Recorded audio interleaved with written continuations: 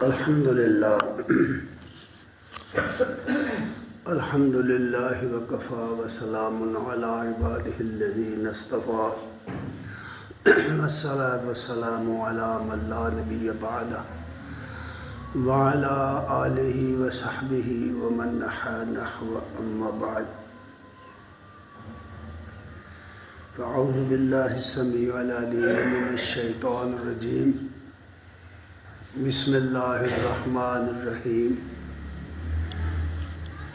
ان اللہ یحب الذین یقاتلون فی سبیلہ صفا کأنہم بنیان مرصوص وقال النبی صلی اللہ علیہ وآلہ وسلم فی الاحادیث المبارکہ ان الابواب الجنة تحت ظلال السیوف صدق اللہ مولانا العظیم وصدق رسولہ النبی الکریم ونحن على ذلك لمن الشاہدین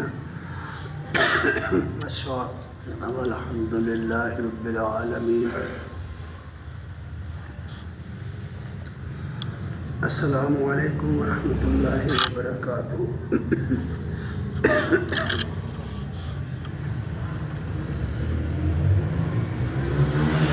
ہر قسم کی حمد و ثنا کے لائق اللہ جل شانہ کی ذات کریم ہے، اور بے بہا درود و سلام محمد رسول اللہ صلی اللہ علیہ وآلہ وسلم پر اور آپ کی آل اور اصحاب پر۔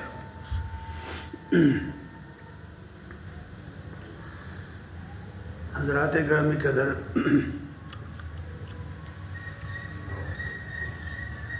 جس کائنات میں ہم لوگ رہتے ہیں، اس کی ہر چیز اپنے خالق کے سامنے سرنگوں ہے، وہ آسمانوں میں ہو یا زمین میں۔ پوری کائنات کے اندر کوئی چیز ایسی نہیں ہے جو اللہ تعالیٰ احکم الحاکمین کے سامنے سرفگندہ نہ ہو۔ اللہ تعالیٰ بڑی حکمت والا اور بڑی عظیم علم کا مالک ہے۔ اس کا ارشاد ہے، سبح للہ ما فی السماوات و ما فی الارض وہو العزیز الحکیم۔ زمین میں جو کچھ ہے اور آسمانوں میں جو کچھ ہے، سب اس کے حکم کے تابع ہے، اور وہ غلبے والا، حکمت والا ہے۔ یا ایھا الذین آمنوا لم تقولون ما لا تفعلون۔ اے لوگو جو ایمان لائے ہو، کیوں کہتے ہو وہ باتیں جو تم کرتے نہیں ہو؟ ولا تو کبر مقتا عند اللہ ان تقولوا ما لا تفعلون۔ یہ رویہ کہ کہنا کچھ، کرنا کچھ، دعویٰ کچھ، عمل کچھ، فرمایا اللہ کے نزدیک کبیرہ گناہ ہے۔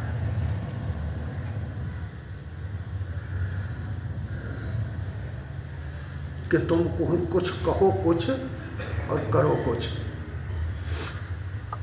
یہ مختصر جو باتیں ہیں، جو قرآن مجید کی آیات ہیں، سورہ صف کی ابتدائی آیات ہیں،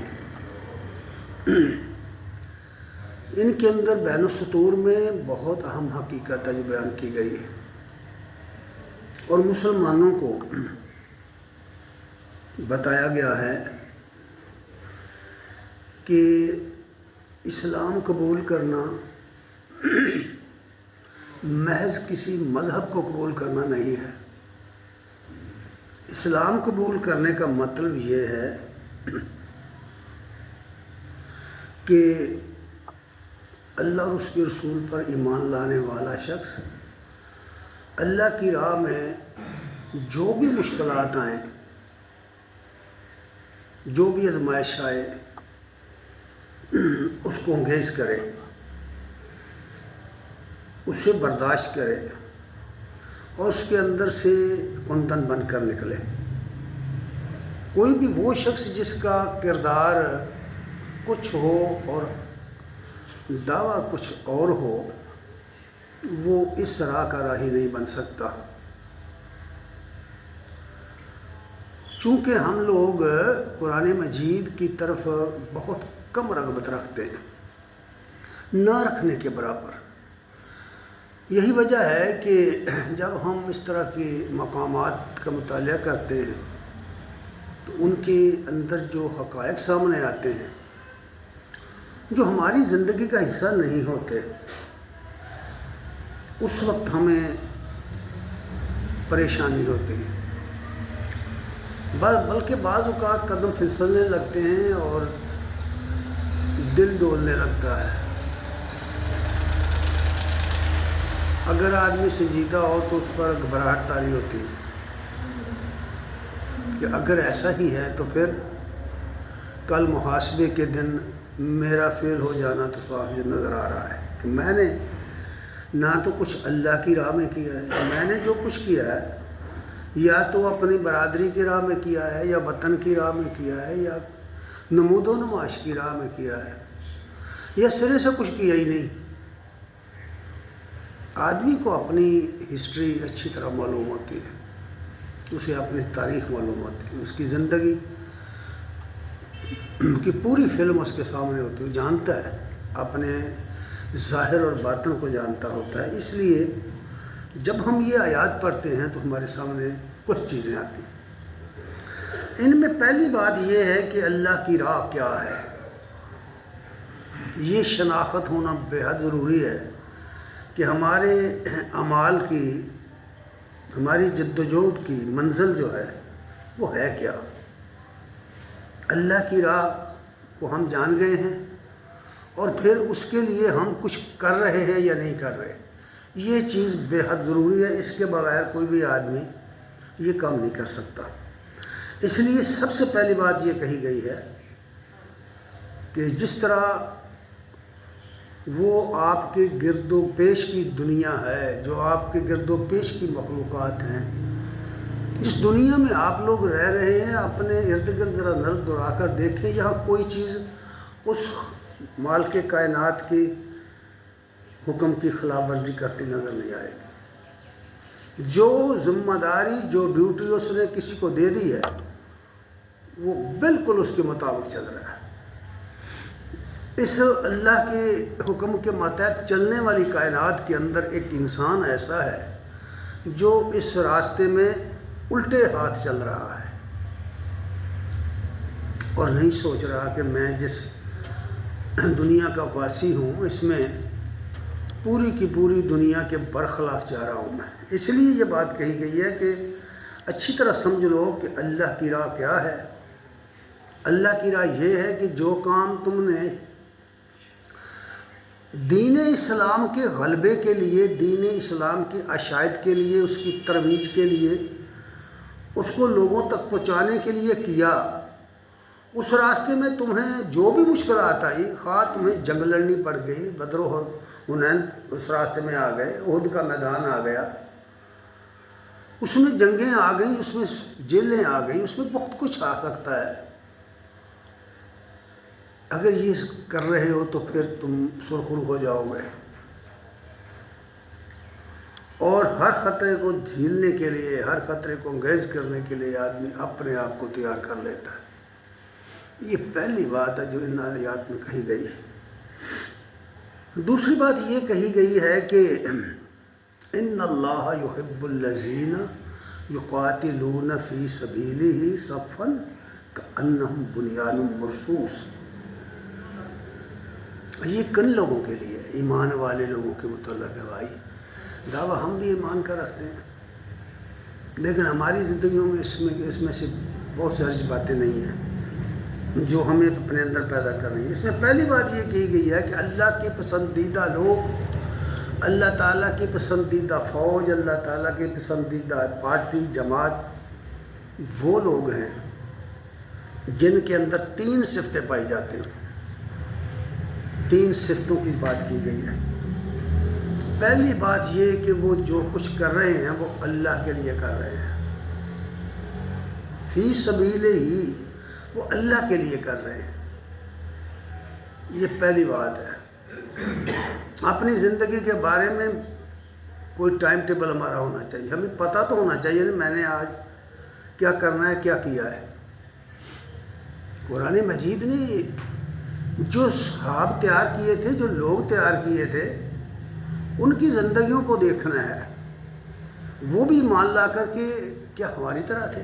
نہیں، انہوں نے اپنے اپنے میدان میں اگر انہیں جنگیں لڑنی پڑی تو، اگر تبلیغ کے لیے جانا پڑا تو مجاہدین بن کر جانا پڑا، مبلغ بن کر جانا پڑا، جس میدان میں انہیں ڈالا گیا ہے انہوں نے اس کا حق ادا کیا ہے، فی سبیل اللہ۔ دوسری بات اس میں یہ کہی گئی ہے کہ بنیاد مرصوص ہوتی ہے، اس میں تنظیم کی بات کی گئی ہے۔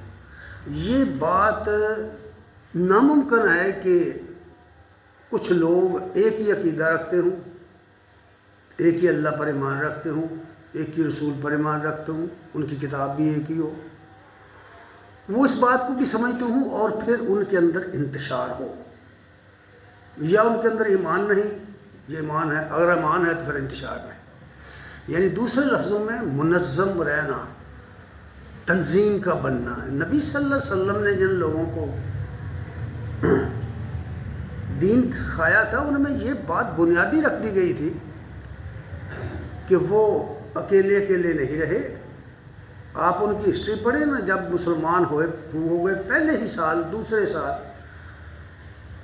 تیسرے چوتھے پانچویں سال میں تو وہ ہجرت حبشہ کر رہے ہیں، پوری منظم طریقے سے کر رہے ہیں۔ ان کا ایک امیر ہے، ایک ان کا داعی ہے، اس کا حکم مانتے ہیں، اس کی امامت میں نمازیں پڑھتے ہیں۔ ڈسپلن سکھایا، یہ ہماری نمازیں، یہ ہمارے جتنی چیزیں ہیں، اس پر غور کریں گے آپ تو اس میں تنظیم نظر آئے گی۔ انفرادیت کا یہاں کوئی سوال نہیں ہے۔ اس لیے دوسری چیز یہ بیان کی گئی ہے کہ منظم ہوں، وہ لوگ منظم ہوں۔ جب انہیں سمجھ آ گئی ہے کہ ہمارا یہ نسب و لین ہے اور ہمارا یہ عقیدہ ہے اور ہم نے اس کو فالو کرنا ہے، لوگوں تک اس کو پہنچانا ہے، تو یہ تنظیم کے بغیر ممکن نہیں ہے۔ اس لیے دوسری بات یہ ہے، ان کا صفت یہ ہے ان کی کہ وہ منظم ہوتے ہیں۔ تیسری بات یہ ہے کہ وہ مخالفین کے لیے، اس عقیدے، اس دین کے مخالف لوگ، اس کے جو دشمن ہیں، ان کے سامنے وہ سیسا پلائی ہوئی دیوار ہوتی ہے، سمٹڈ دیوار ہوتی ہے۔ آپ سمٹڈ دیوار سے اینٹ الگ نہیں کر سکتے، دیوار گر جائے گی، اس طرح کی وہ جماعت ہوتی ہے۔ اگر کسی نے اس طرح سمجھ لیا ہے اس مشن کو تو پھر یقین مانیے وہ کامیاب ہو گیا ہے۔ وہ جس مقصد کے لیے قرآن اتر رہا ہے، جس مقصد کے لیے یہ آیات آئی ہوئی ہیں، وہ پوری ہو جائے گی۔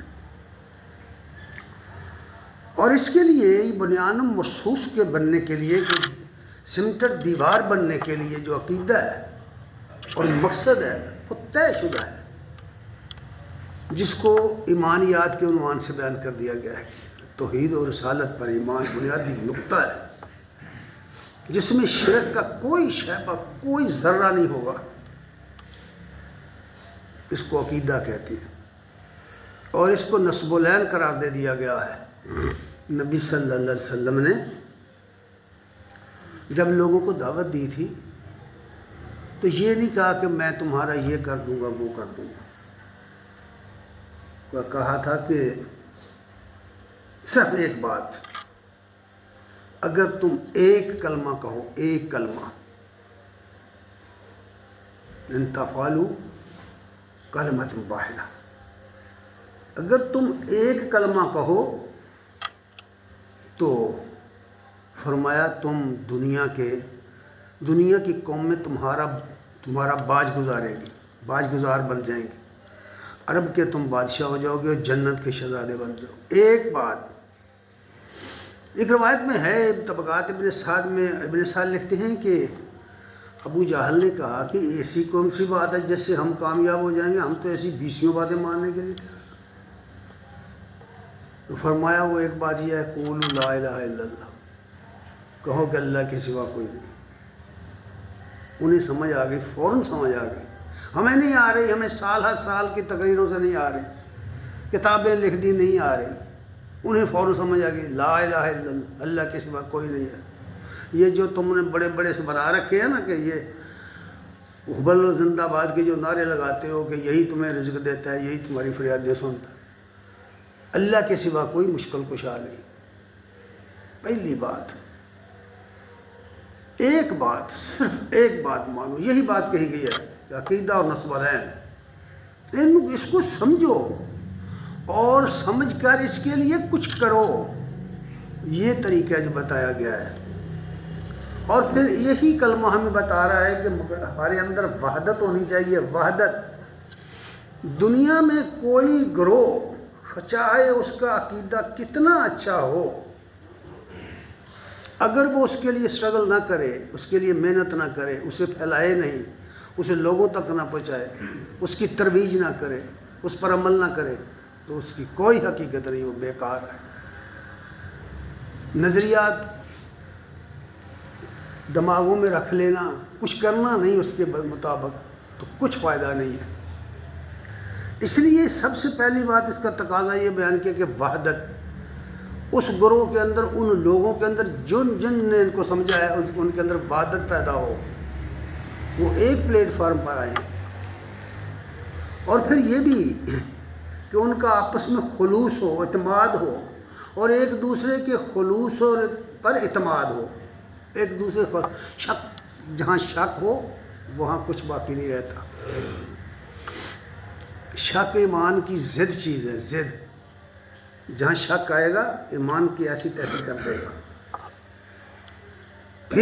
پھر اس میں یہ ہے کہ تمہارا معیار اخلاق بلند ہونا چاہیے۔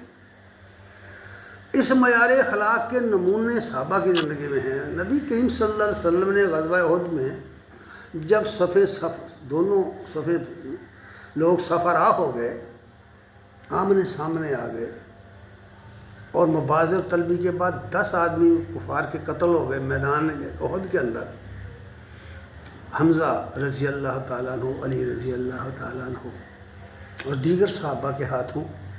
اس وقت جب گرم ہو گیا ہمار کا، تو نبی صلی اللہ علیہ وسلم نے فرمایا یہ میری تلوار کون لے گا؟ بڑے لوگ آئے، روایت میں ہے کہ ابو بکر آئے، زبیر بن عوام آئے، علی بن ابی طالب آئے، اور بھی آئے لوگ کہ میں لیتا ہوں، میں لیتا ہوں۔ فرمایا اس کا حق ادا کرنا ہوگا۔ جب حق کی بات ہے کہ حق ادا کرنا ہو تو لوگ جھجک گئے۔ ابو دجانہ آئے، انہوں نے کہا یا رسول اللہ میں لیتا ہوں، ذرا بتائیے اس کا حق کیا ہے؟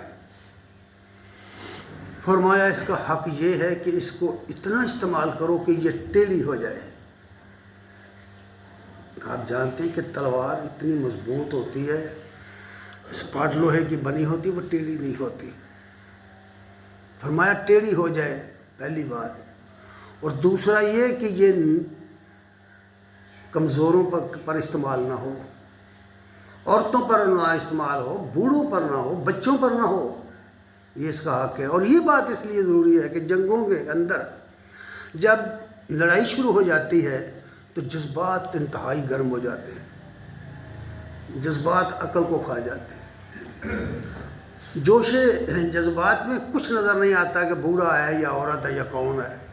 یہ بات مشہور ہے کہ معیار اخلاق پورا کر دیا صحابی رسول نے کہ دوران جنگ ہند بنت عتبہ ان کے سامنے آ گئی، تلوار الاری ہوئی روک لی انہوں نے۔ کسی نے دیکھ کر کہا کہ یہ کیا کیا تم نے؟ اس نے کہا کہ نبی کریم صلی اللہ علیہ وسلم نے عورت پر تلوار چلانے سے منع کیا ہوا ہے۔ یہ معیار قائم کر دیا۔ ہمیں غصہ آ جائے تو ہم نہیں روکتے، اپنے غصے کو نہیں روکتے، حالانکہ قرآن کہتا ہے کہ متقی وہ ہوتے ہیں جو غصے کو روکتے ہیں، والکاظمین الغیظ۔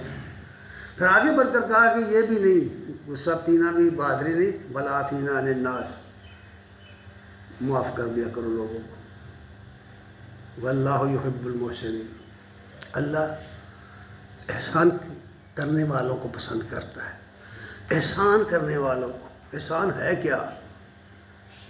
پھر بتائیں گے۔ معیاری اخلاق جو ہے نا اس سے قائم کر دیا گیا ہے۔ اس کے جو عملی نمونے ہیں، عملی، ان کو دیکھو۔ میدان بدر میں عتبہ، ربیعہ اور شیبہ قتل ہوئے تھے، جن کو علی، حمزہ اور عبید اللہ رضی اللہ عنہم نے قتل کیا تھا۔ آپ جانتے ہیں کہ عتبہ کون تھا، ربیعہ کون تھا، شیبہ کون تھا؟ بے شمار لوگ ہیں جو نہیں جانتے، بتانے کے باوجود نہیں جانتے بھائی، بھول جاتے ہیں۔ عتبہ ہند زوجہ ابی سفیان کا باپ تھا۔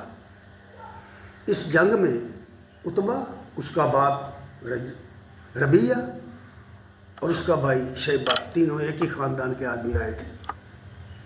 ذرا غور کرو، کفر کے لیے قربانی دینے آئے ہیں، کفر کے لیے، یار عجیب گل نہیں؟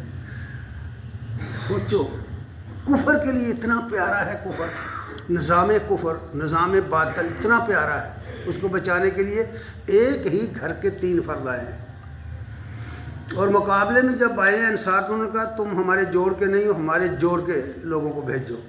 تو نبی کریم صلی اللہ علیہ وسلم نے اپنے خاندان کے فرمایا حمزہ، علی تو عبیدہ تم اٹھو۔ یہ تینوں قتل ہوئے ہیں یہاں۔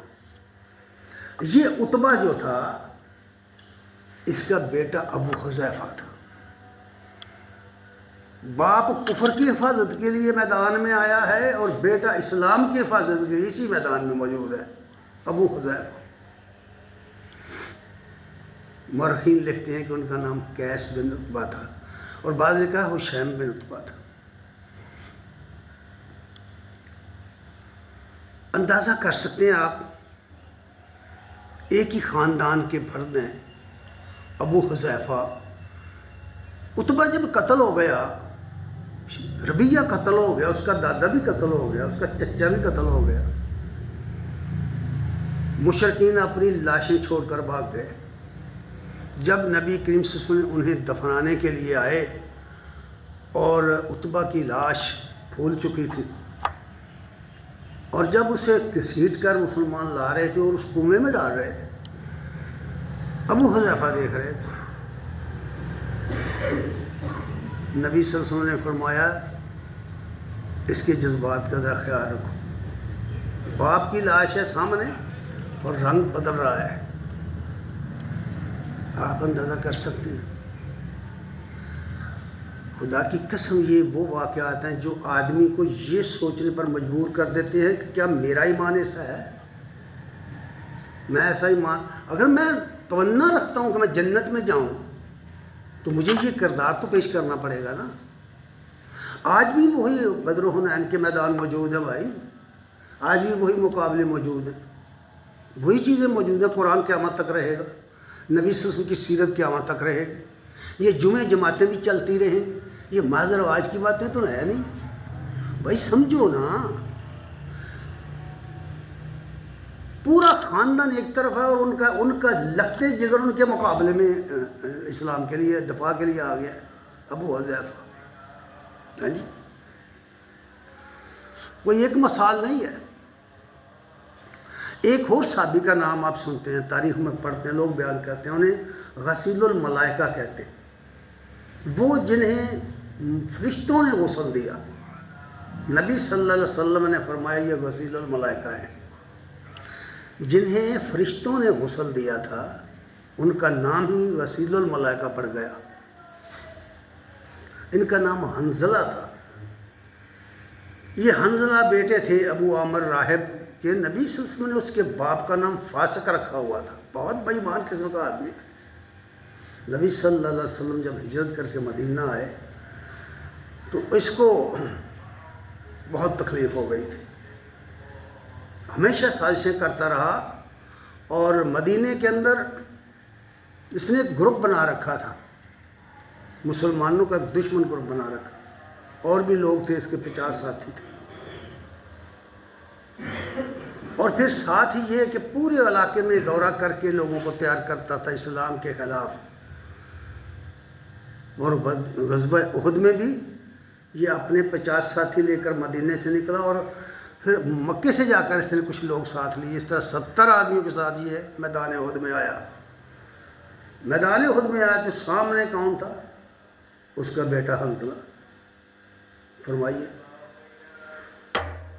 باپ کفر کی حفاظت کے لیے آیا ہے لاؤ لشکر لے کر، بیٹا اسلام کے دفاع کے لیے آیا حنظلہ۔ اتنی شدید جنگ ہوئی ہے کہ اس میں بڑے زخم ان کو آئے حنظلہ کو، آخر کار وہ شہید ہو گئے، دم توڑ گئے۔ یہ ایمان، اصل میں یہ ایمان کے مظاہر ہے، اصل بات یہ ہے کہ یہ ایمان کے مظاہر ہے۔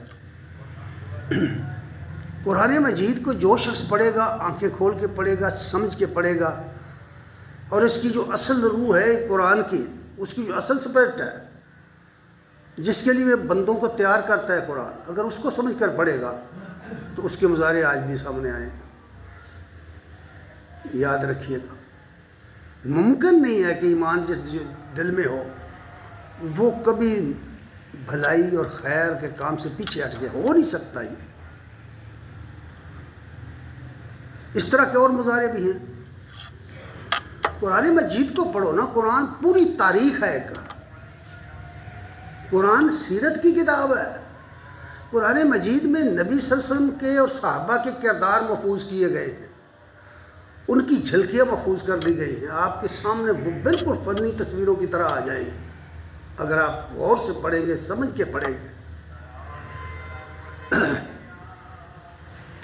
اس جنگ میں ہم لوگ جانتے ہیں، سنتے ہیں، لوگوں سے سنا ہے، ہم نے علماء سے سنا ہے، کتابیں پڑھی ہیں کہ جب پتہ چلا کہ کفار مشرکین مکہ ایک بڑا لشکر لے کر بعض نے لکھا ہے کہ 5000 کی تعداد تھی، بعض کہتے ہیں 3000 تھی، 200 تو ان کے پاس گھوڑ سوار تھے، 700 اونٹوں کے سوار تھے، مسلح تھے، ان کے ساتھ ان کی عورتیں بھی دفے لے کر کے دب بجاتی جنگ کے مرثیہ کہتی، رجز کہتی ہوئی آ رہی تھی۔ جب یہ خبریں مل رہی تھی تو نبی صلی اللہ علیہ وسلم نے مشورہ لیا۔ نبی صلی اللہ علیہ وسلم شرعی لحاظ سے اس کام کے لیے مشورہ نہیں کرتے تھے جو وحی کے لیے روشنی میں کیا جائے، جس میں یہ نہ ہو پھر وہاں مشورہ بھی کرتے تھے۔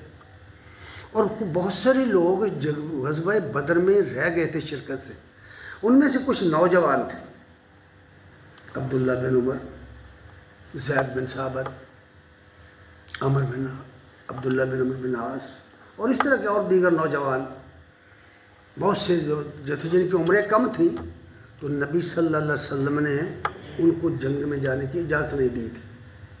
اب 1 سال کے بعد کسی کی 14، کسی کی 15 سال عمر سی، 1 سال کے بعد وہ اور سال بڑھ گیا تھا، پھر اور وہ جذبات تھے ان کے، انہوں نے کہا یا رسول اللہ باہر نکل کر لڑنا چاہیے، مدینے کے اندر قلعہ بند ہو کر لڑنا یہ تو کوئی بات نہ ہوئی۔ اکثریت کا یہ خیال تھا۔ عبداللہ بن ابی سے بھی مشورہ لیا گیا، یہ بہت بڑا منافق تھا، رئیس المنافقین کہتے ہیں اس کو، لیکن یاد رکھو اس کے کردار میں بھی ایک سبق ہے ہمارے لیے، عبداللہ بن ابی کے کردار میں ذرا غور کرو۔ روایات میں ہے کہ وہ پوری پابندی کے ساتھ نماز پڑھتا تھا، پوری پابندی کے ساتھ، اور خاص کر جمعے کے دن وہ اگلی صف میں ہوتا تھا اور کھڑا ہو کر کے کہا تھا، لوگوں کو مخاطب کر کے کہتا تھا کہ لوگوں یہ اللہ کے رسول ہیں، ان کی اطاعت کرو۔ وہ سورہ منافقین پڑھو نا، اللہ فرماتے ہیں کہ بے شک یہ منافقین جھوٹے ہیں، بے شک آپ اللہ کے رسول ہیں لیکن یہ جھوٹ بولتے ہیں۔ کیا مطلب؟ بھائی کہتے تو ہیں کہ یہ اللہ کے رسول ہیں لیکن دل سے نہیں کہتے، یہ بات اوپر سے کہتے ہیں۔ اس کا مطلب یہ ہے کہ جو بات اوپر سے کہی جائے دل میں کچھ اور ہو تو یہ جھوٹ ہوتا ہے۔ اور اسے یہ بھی سمجھ آ گئی کہ بھئی ایک منافق کا کردار اسلامی ایک رکن کی پابندی کا یہ ہے اور ہم مسلمانوں کا نہیں، کیسی بات ہے؟ شناخت ہی یہ طے کر دی گئی تھی کہ جو شخص نماز نہیں پڑھتا وہ منافق ہے۔ نماز پنجگانہ کو علامت بنا دیا گیا تھا ایمان کی۔ اب ذرا دیکھیے یہ شخص مشورہ اس سے کیا، اس نے کہا جی باہر میدان احد میں نہیں جانا چاہیے، مدینے کے اندر رہ کر کے لنگر نہیں۔ لیکن چونکہ زیادہ لوگوں کی خواہش یہ تھی کہ باہر نکلا جائے اور میدان میں مقابلہ کیا جائے، تو آپ نے کہا ٹھیک ہے، آپ اندر گئے۔ ابو بکر و عمر رضی اللہ عنہما ساتھ تھے۔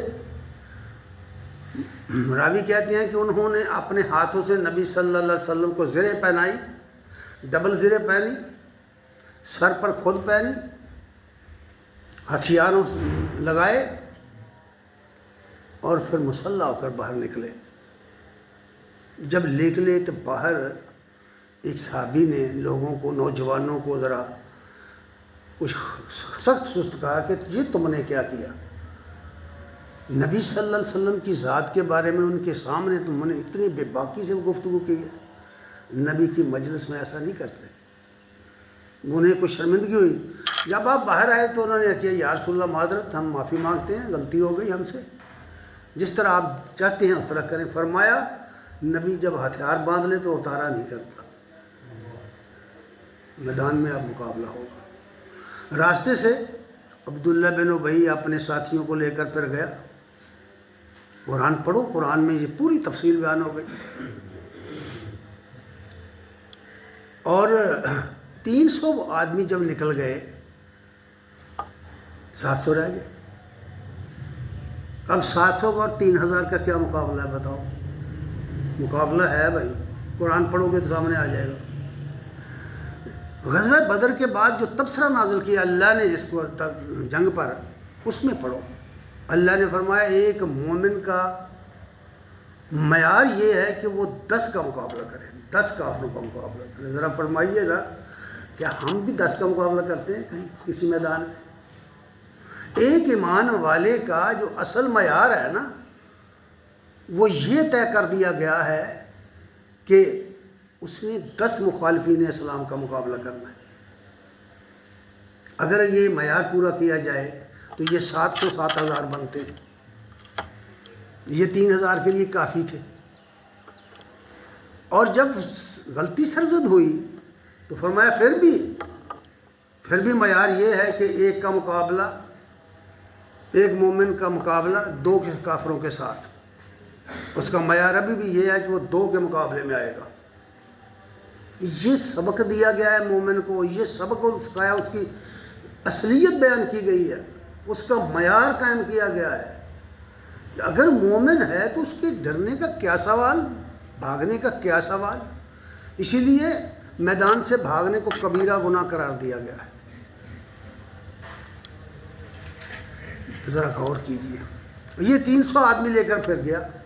پھر اس کے بعد واقعہ جو ہوا سو ہوا، میدان احد میں بہت سارے لوگ شہید ہو گئے، 70 آدمی شہید ہو گئے۔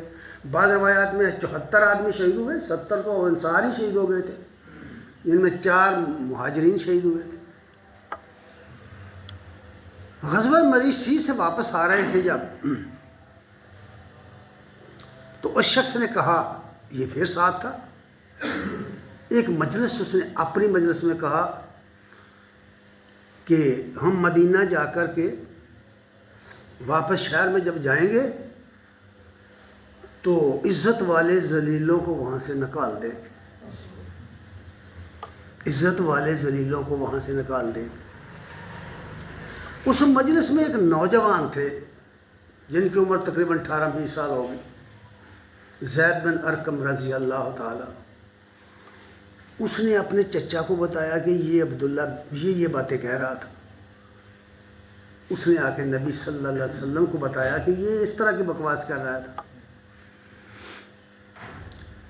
نبی صلی اللہ علیہ وسلم نے جب اس کو بلایا تو وہ قسم کھا گیا، مکر گیا، اور بھائی منافقوں کے کردار میں بھی ہمارے لیے سبق ہے. اگر کوئی مکر جائے تو سمجھو یہ بھی منافق ہے.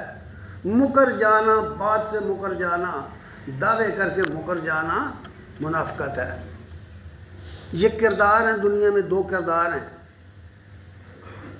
جہاں یہ کردار پایا جائے گا وہاں ایمان کا کوئی لینا دینا نہیں ہے.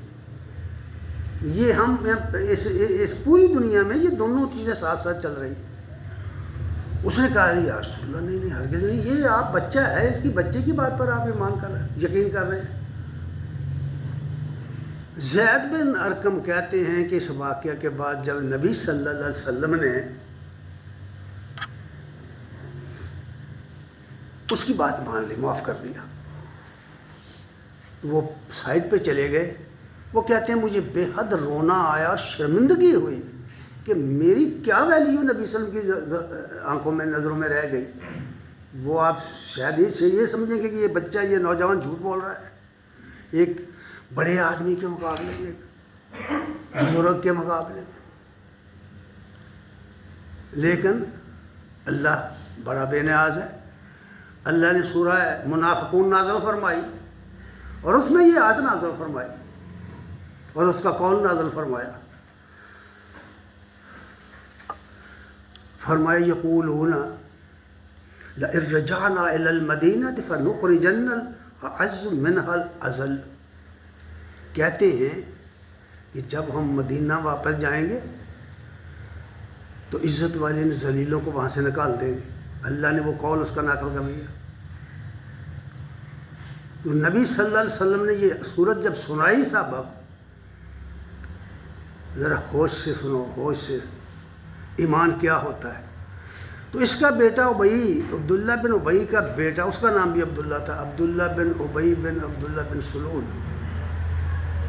جب اس نے سنا تو سب لوگ مدینے میں جب داخل ہو رہے تھے تو وہ گھوڑا دوڑایا، اس نے آگے چلا گیا، جا کے مدینے کے دروازے پہ کھڑا ہو گیا. اور جب عبداللہ اس کا باپ آیا اس نے کہا تو ذلیل ہے، اللہ کا رسول عزت والا ہے، میں تجھے قتل کروں گا جب تک تو اپنی زبان سے نہیں مانتا کہ میں ذلیل ہوں، اللہ کا رسول ہوں، عزت والا ہے.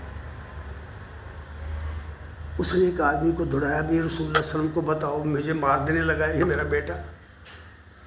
اندازہ کریں نا ذرا. آپ نے اس کو بلایا عبداللہ کو، واقعہ پوچھا تو اس نے بتایا کہ یا رسول اللہ میرا ایمان برداشت نہیں کرتا کہ میرا باپ رسول اللہ صلی اللہ علیہ وسلم اور اس کے ساتھیوں کو ذلیل کہے. سمجھے کہ نہیں سمجھے؟ اگر آپ اجازت دیں تو میں اس کا سر قلم کر کے آپ کے قدموں میں رکھ دیتا ہوں. کس کا؟ باپ کا. کیوں؟ نبی صلی اللہ علیہ وسلم کا گستاخ ہے. گستاخ رسول کا سر قلم کرنے کے لیے کون کہہ رہا ہے؟ ایک مومن، ایک کافر کا بیٹا. بھائی ذرا تو موازنہ تو کر کے دیکھو تو صحیح ایمان کے مظاہر کیا ہیں. ذرا غور کرو. واقعات ایمان ہو سچا ایمان بیٹھنے نہیں دیتا آدمی. بڑے ایک مشہور صحابی ہیں، معذور تھے، لنگڑے تھے، ایک لات ان کی کام نہیں کرتی تھی، ایک ٹانگ کام نہیں کرتی تھی ان کی. غزوہ احد کا جب اعلان ہوا تو انہوں نے کہا میں نے بھی جانا ہے. بھائی جوان بیٹے تھے ان کے 4. انہوں نے کہا کہ ابا جان تم نے کدھر جانا ہے؟ ہم جانے کے لیے تیار ہیں، آپ گھر میں. انہوں نے کہا نہیں میں نے تو ضرور جانا ہے، میں نے جہاد میں ضرور جانا ہے. بیٹوں نے کہا یہ بوڑھا آدمی ہے یار، کیا کرے گا، اس کو سنبھالیں گے یا جنگ لڑیں گے؟ انہوں نے اس کو اندر دے دیا، محبوس کر دیا. اس نے اپنے گھر والوں سے کہا کہ چلو اس طرح کرو کہ تم مجھے ایک دفعہ رسول اللہ صلی اللہ علیہ وسلم کی خدمت میں لے جاؤ. لے گئے. بھائی اس نے بات سنائی. آپ نے فرمایا اللہ کے بندے مزدوروں پر لازم نہیں ہے جہاد میں شرکت، مزدوروں پر لازم نہیں ہے. اس نے کمال کی بات کہی. اس نے کہا یا رسول اللہ کیا آپ مجھے جنت میں جاتا دیکھنا پسند نہیں کرتے؟ جنت میں میرا جانا آپ پسند نہیں کرتے؟ نبی صلی اللہ علیہ وسلم نے فرمایا بھائی اس کو اجازت دو، جانے دو اس کو. میدان جہاد میں اترے اور ان کا ایک بھتیجا بھی ان کے ساتھ لڑتے لڑتے شہید ہو گئے۔